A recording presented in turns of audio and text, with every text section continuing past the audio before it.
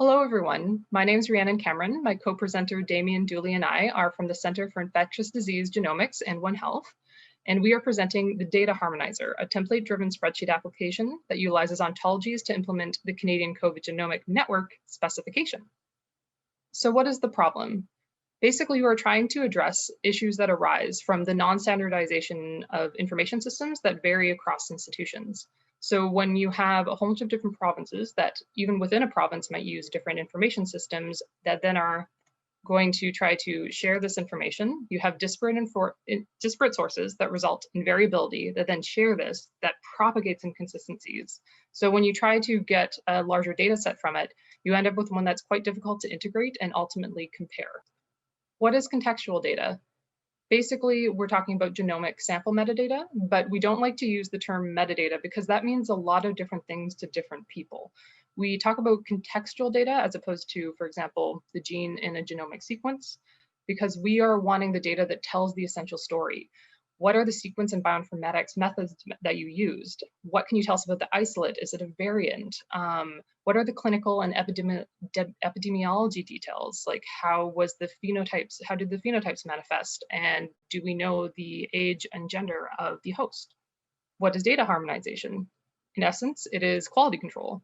We use data harmonization to ensure consistent vocabulary, formatting, and consistent data structures. We also try to conform to minimal information checklists, basically ensuring a minimal set of metadata that allows for specific analyses.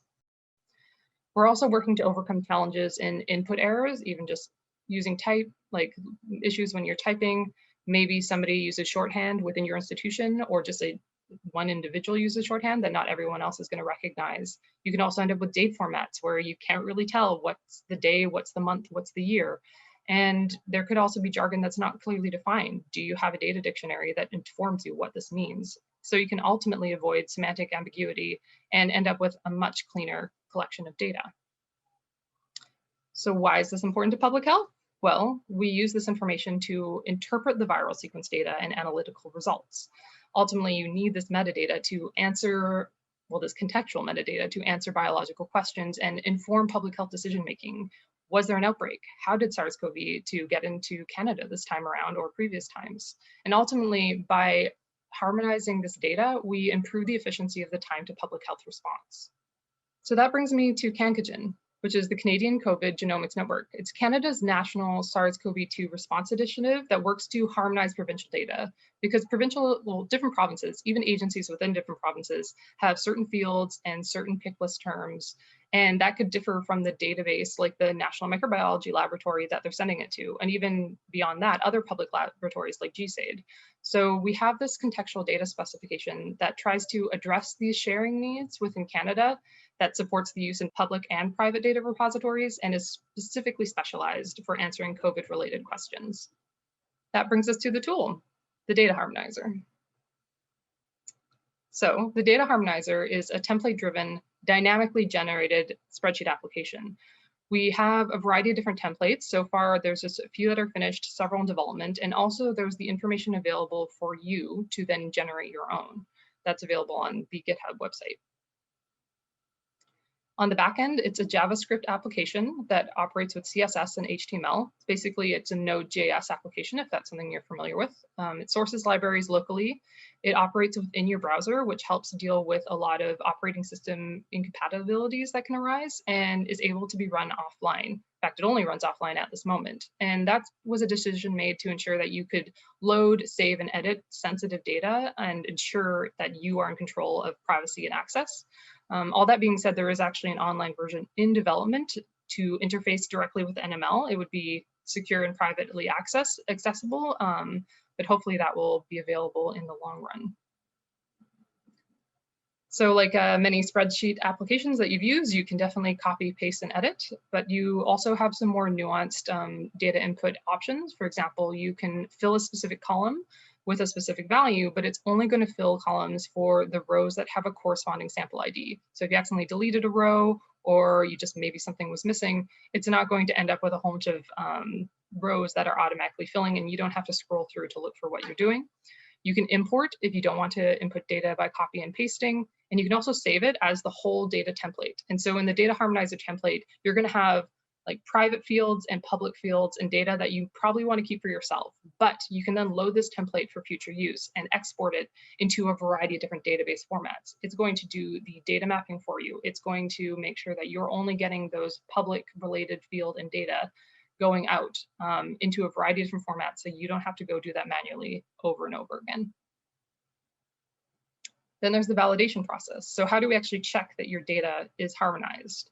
We have a variety of robust equations, definitely more robust than what you're going to get out of a regular spreadsheet from Excel, that also then provides intuitive feedback. It lets you know if something is missing with dark red or is just incorrectly formatted with light red.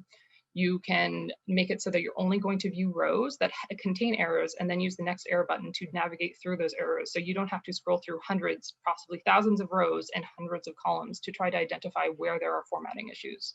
And then there are also widgets, for example, the calendar widget, which helps you ensure that you know what date you're inputting and that it's also resulting in the appropriate format for the application.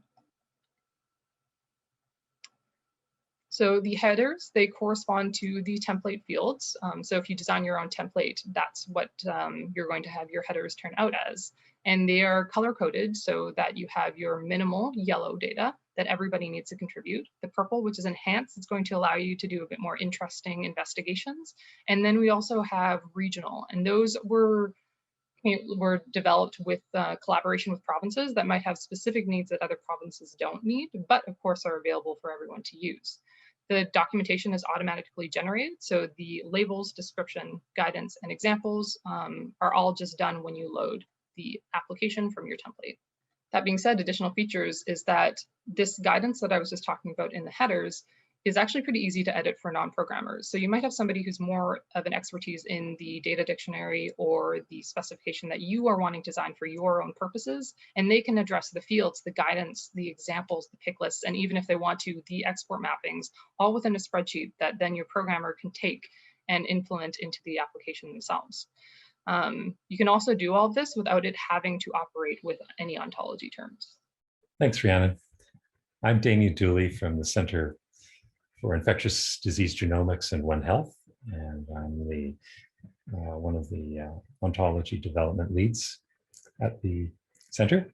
And so Rhiannon was mentioning that Data Harmonizer can use ontologies, and although it doesn't have to, a lot of you may have gone to Wikipedia to find out what an ontology is and gotten a very philosophical answer back. We're focused on the data science, computer science interpretation of ontology. So we're talking about data dictionaries of terms and the ability to organize them into hierarchies. The terms themselves can be categorized as material things or characteristics or processes or information about those things. And the terms we get to augment with additional relationships, semantic relationships that talk about their meaning. And we get to finally run a logical reasoner over these to ensure that our use of the language is consistent. And when we bring it to describe data structures, that we're logically, syntactically, validly correct in making data statements. But of course, the work of coming up with this vocabulary, this controlled vocabulary, is an intensely curational one involving many different people in the world of science and industry. So the collaboration is something to talk about. So we've been working within the purview of this open biological and biomedical ontology foundry, OBO for short. And it's basically a family of orthogonal collaborative ontologies that are trying to stake out their own domain of interest, but are sharing terms as much as necessary in order to prevent duplication. So they're like in volumes of an encyclopedia, and they're all organized under one upper level ontology generally that will divide that world and our world into those material things and processes, etc. So you can see here a list of some of the sample OBO Foundry ontologies: CHEBI for chemicals, DOI for disease, GO for the gene ontology and genomics. OB is the ontology for biomedical investigations. There's taxonomy, anatomy, and so on. All of those vocabularies can be used to describe the metadata around the COVID sequences and many other kinds of biosample. So all of this was cooked up before, in fact, the FAIR acronym, FAIR, Findable, Accessible, Interoperable, and Reusable, even was invented. But so I can say happily that OBO conforms to that ideal of data sharing. So just one little example to imprint how we're going to be bringing this stuff into DataHarmonizer. It isn't there yet, but with a typical spreadsheet that has its columns and records of information, we will be mapping the column labels into ontology IDs and the categorical value selections that can be made inside the pull-down lists on the spreadsheet into ontology IDs as well. And those ontologies IDs are universally accessible, and they come when you access them online. They come with a label and a definition and all of that. So that's where we're heading with OBO with the DataHarmonizer and ontology. Back to you, Rhiannon. And that brings us to the ontologizing of the CanCOGeN specification. The specification is stored in GenEpio, which is the genetic epidemiology ontology, which is currently developed and housed at our laboratory center. We have our broader field category classes, and then we have the individual field classes, which also are then instances of these for the application. And if you want to think of an instance, that could be, if a class is a car, the instance is the model.